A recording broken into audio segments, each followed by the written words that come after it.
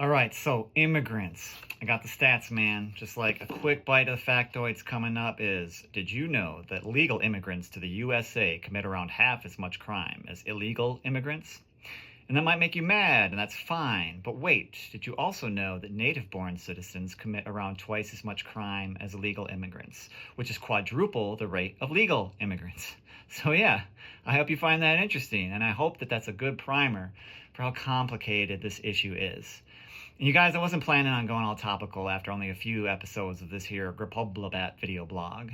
But it's just like after the events of this last week in my town, I'm just feeling like I want to just switch my topic to something that's going to help us change course in whatever kind of little small way. I just want to generate some positivity, like in my dude support group that I'm in. Like we've been talking about how, you don't always have to go looking for a battery charger. You can also just like generate the good vibes yourself out of the quantum foam, man. Just like bubble it up like some kind of D&D cleric, with a mace +1 just up out of nowhere, like cure wounds, revivify, just up from your own mana pool.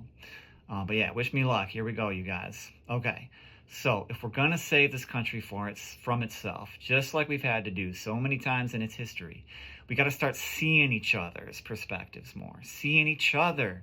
And then we can parse it out like which perspectives are more anecdotal or less anecdotal. But the point is, we all have to agree that every perspective is at least somewhat dotal. That's the word, right? Dotal. All right.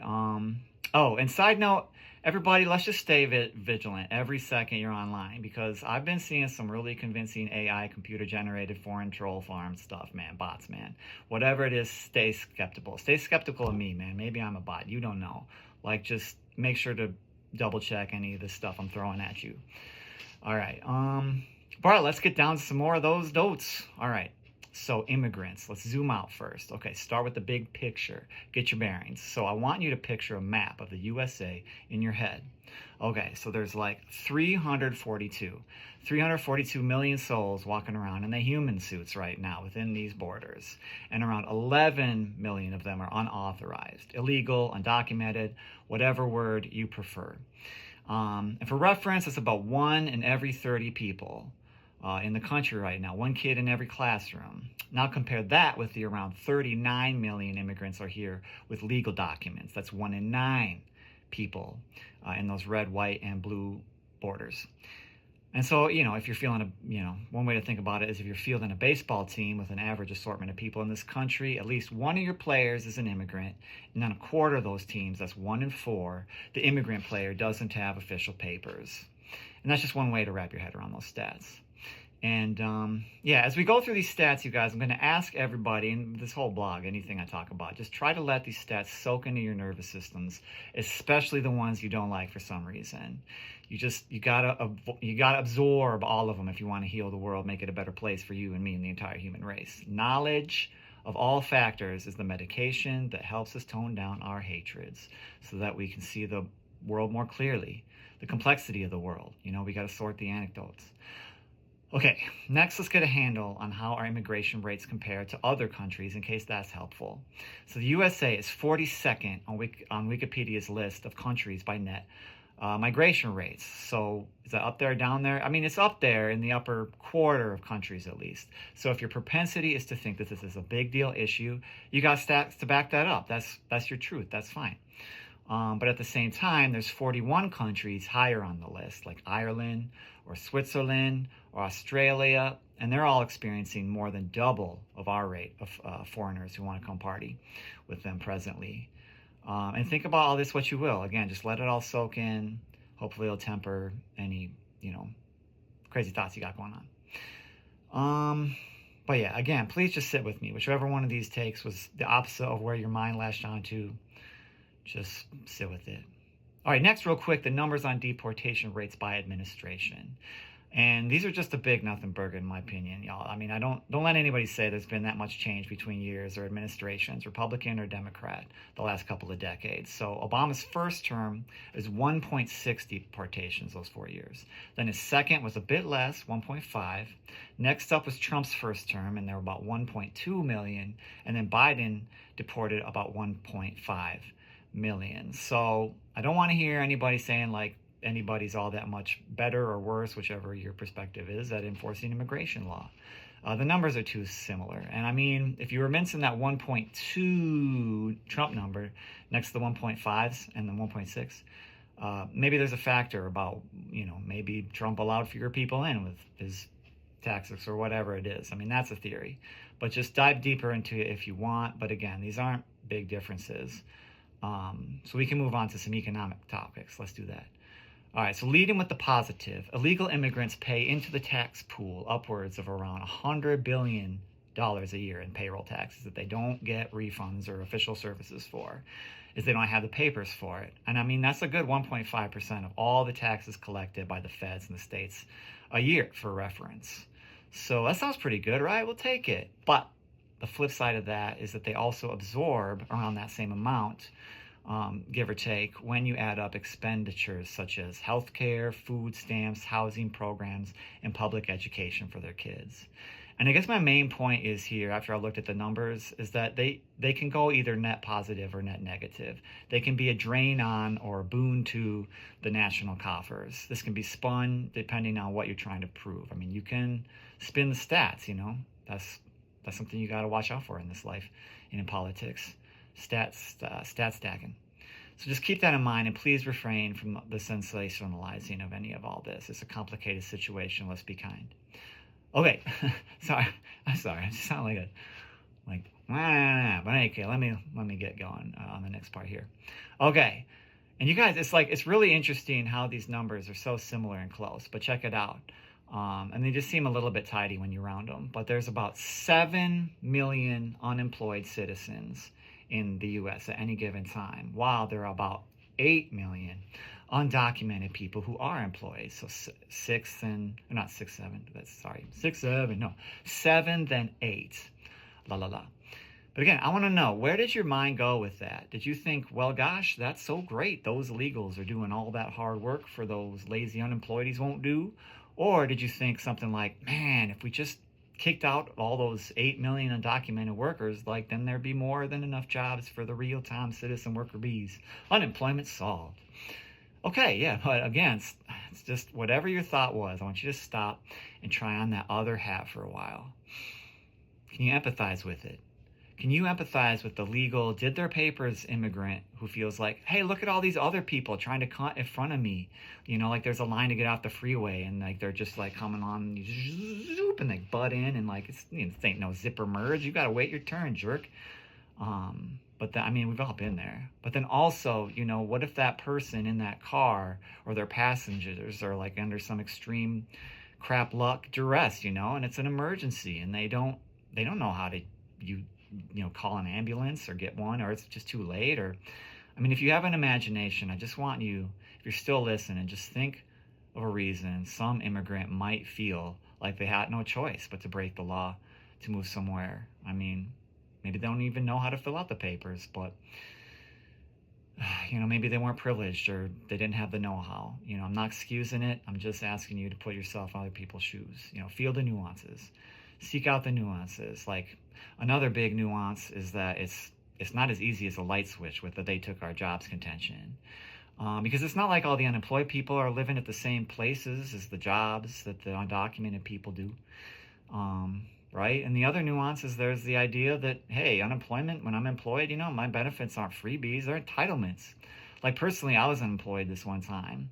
And at first I was like, I'll just get another job in a few months. I'd fill a bunch of forms and suck on the government teat, man. But my coworker, he was like, nah, man, you're entitled to those sweet months, man. You helped your employer pay into it. That's what it's for. So yeah, I signed up. And for 10 weeks, I was getting almost as much money as I could have made from doing the kind of work undocumented workers do.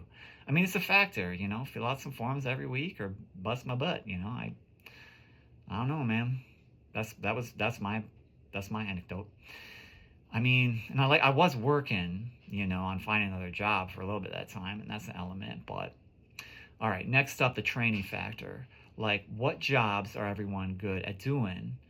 Harvesting veggies, painting houses, cleaning hotel rooms, that requires skills and training, man. Don't say it doesn't. Maybe not as much training as for cleaning the gunk out of somebody's arteries. But I'm telling you, I've seen some YouTubes of some of these illegal farmers, man. I go I go to work that job for the summer, man, for 10 weeks. You better be paying me half of what you're paying these folks. Those are skills. But then again, to be fair, on the other hand, you may be like, well, of course you don't have those skills. The illegal immigrants took that job away from you. Otherwise, you'd figure it out, you know? And there's some truth to that, man. Don't say there ain't. Like, teach a man to fish, man. Boots. All right, last, here we go. I want to dig real deep into the theory and even the morality of humans moving from one area of the globe to another. Like the who, what, where, and why of people doing that. Because, like, I think this is, number one, it's one of the most overlooked thing, and I think it's also one of our worst offenses of looking, like, overlooked, like talking about look past each other, talking right past each other, not seeing anybody's points here. Like different pages, man, different libraries, different languages, man. And the best way I can think to start to do this and wrap all our heads around this is to lay it out with the concepts of bees versus butterflies. Like, stay with me. This is going to be great, you guys. I promise. Not crazy. All right. So I want to find out, are you more of a butterfly person or a bees person? Because I think it can be helpful, this metaphor. All right, let's go. So first I want you to imagine you're a butterfly. You're just going from flower to flower. Anywhere there's a flower, just doing your thing. And I mean, you can travel 4,000 miles in your short little butterfly lifespan. Like, that's all the way from France to Pakistan. That's a lot of human countries' flowers that you've been migrating all around to. You're a citizen of the world, man. Country borders ain't nothing but legal fictions to you. Now imagine a bunch of other butterflies. They build a big old wall and they put up a sign like, sorry, all the flowers on this side are ours. They're taken. Scram. You know, do you have a flag? What are you going to do? I mean, I just fly right over that wall, man. I'm a butterfly. I can fly up to 10,000 feet if I want. That's 3 times higher than the tallest skyscraper. I mean, come on, man. Butterflies building walls, putting up signs. It's silly. Well, okay, though. Well, what about bees? They visit the flowers, too. You know, they're creatures of the earth. And when you're a bee, you're not a citizen of the world, man. You're a citizen of the hive, of the group. And maybe there's a nectar shortage on and a bunch of foreign bees. Maybe they lost their own hive or their queen and they're in duress or whatever. And, you know, they start coming into your hive and try to eat your honey. And they don't even smell right. And like, what do you think? I got this stinger for, man, to protect my hive. We built this hive. This is our hive. You got to go. Now, that's just a bee being a bee. You'd be crazy to tell a bee not to be like that, you know. I don't know. I'm goofing a little bit here, but I know humans aren't insects. But my point is there are different, valid, natural ways to view the reality of our situation that we're facing right now. And how different are we humans really from insects, other species? Or how different are we from ourselves? Like we were just a few centuries ago even. Think about it. We may even think, we may think that we're so much more civilized right now. We're so much more moral and ethical. But consider something. Like, let's get really real for a sec. It's uncomfortable, but let's put ourselves in the shoes of people in tribal cultures of just a few centuries ago and how they migrated all over like butterflies and how they made war all the time with each other, protecting their hives, their villages. All this wasn't a bad thing or a moral thing. It was just a thing, a reality of survival. And a lot of them considered it a sacred thing even because they knew way better than we know these days that the planet, it only gives us so many flowers, only so much food to feed our tribes every spin around the sun. So, some years the resources were sparse and there wasn't enough. And so, they'd fight each other rather than starve. And who are we to judge that, we got convenience stores with like 50 different kinds of candy bars, and you can even use your bennies to buy them, But anyways, some people might be like Jesus or Buddha and lay down their lives for their fellow humans and just disappear like Yoda into the forest. And like, that's beautiful. Like, I hope I could have the spiritual fortitude to do something like that. But for the people who are like, nah, man, I got kids to protect. I don't want to do that. That's me. I got kids. I don't know how I would behave if, the crap hit the fan. Are those people evil monsters? Like, a lot of times in human history, people have had to make that hard, legit choice of kill or be killed. And, all the way up to, should I share this with my, if I share this, I'm afraid that I won't have enough for myself, anywhere on that spectrum. And if you're still with me, here's my main point, though. What we have to do then right now and evermore is to try and figure it out. When has it gotten that bad that there isn't enough to share and, we've come to that point? When do we need to behave more like bees than like butterflies. And yeah, maybe it's not black and white, and there's a spectrum to land on somewhere and a balance to find. We're never going to hit this perfectly, you guys. But I do know that as bad as things are on that spectrum, we should always be making it trying to make it so as few humans as possible moving forward have to be faced with that kill or be killed kind of choice to let it get that bad, right? I mean, we can all agree on that, right?